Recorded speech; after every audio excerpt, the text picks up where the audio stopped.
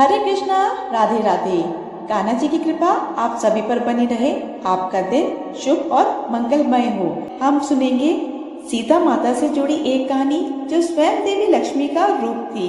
ऐसी मान्यता है जो भी इस कथा को सुनता है उसके जीवन में सुख समृद्धि शांति भरपूर होती है।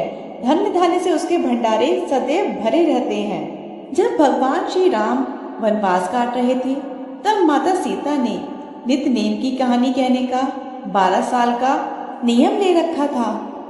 राम आए लक्ष्मण आए, देश के पुजारी आए, नित नेम का नेम लाए।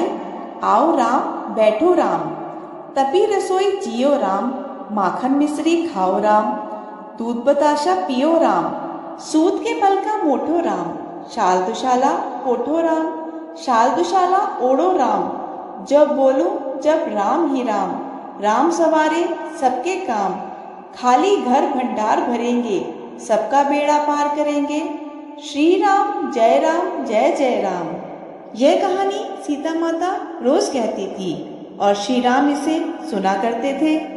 एक दिन श्री राम भगवान को किसी काम के लिए बाहर जाना पड़ गया तो सीता माता कहने लगी कि भगवान मेरा तो 12 वर्ष का नित नेम है, अब आप बाहर जाएंगे तो मैं अपनी कहानी किसे सुनाऊंगी। श्री राम ने कहा कि तुम कुएं की पाल पर जाकर बैठ जाना और वहां जो औरतें पानी भरने आएंगी उन्हें अपनी कहानी सुना देना। सीता माता कुएं की पाल पर जाकर बैठ गई। एक स्त्री आई, उसने रेशम की जरी की साड़ी पहन रखी थी और सोने का घड़ा ले रखा था। सीता माता उसे देखकर कहने लगी, बहन मेरा 12 वर्ष का नितनेम है, तुम सुन लो। वह स्त्री बोली कि मैं तुम्हारा नितनेम नहीं सुन सकती, मुझे घर जाने में देरी हो जाएगी और मेरी सास मुझसे लड़ेगी। उसने कहानी नहीं सुनी और वहां से चली गई। घर जाते जाते उसकी रेशम की जरी की साड़ी फट गई, सोने का घड़ा मिट्टी के घड़े में बदल गया। सास ने देखा तो पूछा, ये किसका दोष अपने सिर लेकर आ गई है।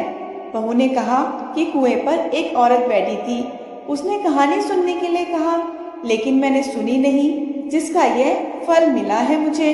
बहू की बात सुनकर अगले दिन वही साड़ी और घड़ा लेकर सास कुएं की पाल पर गई।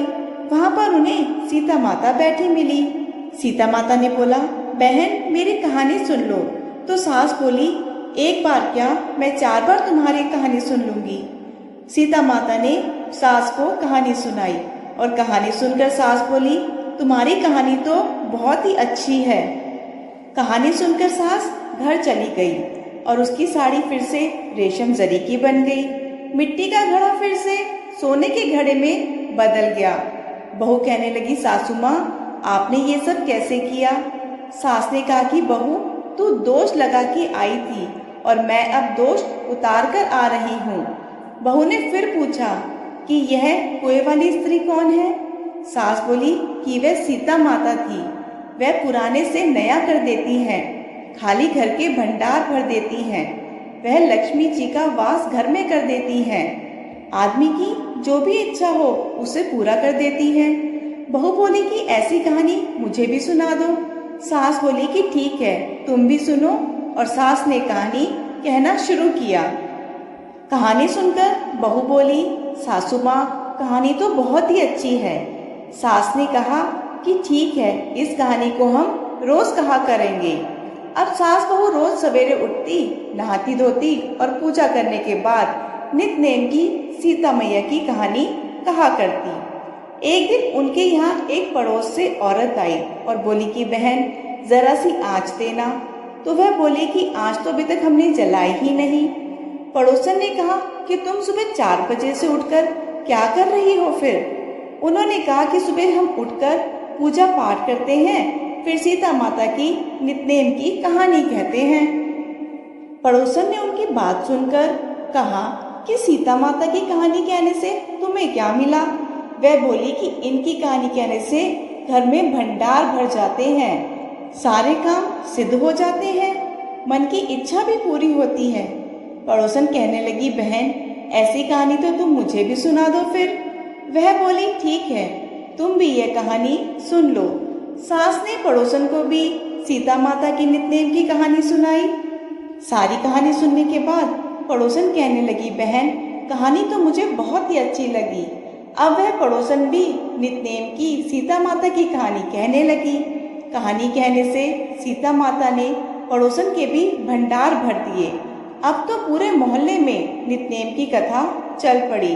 हर किसी की मनोकामना पूरी होने लगी।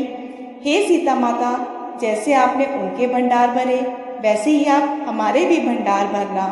कहानी कहने वाले, सुनने वाले और हुंकारा भरने वाले सभी के भंडार भरना। बोलो सीता माता की जय, श्री राम जी की जय। यह थी आज की वीडियो। आशा है आपको ये वीडियो पसंद आई होगी। वीडियो पसंद आए तो वीडियो को लाइक ज़रूर कीजिएगा। कमेंट बॉक्स में जय श्री हरि लिखकर अपने दोस्तों के साथ शेयर कीजिएगा और ऐसी और वीडियो के लिए चैनल को ज़रूर सब्सक्राइब कीजिएगा।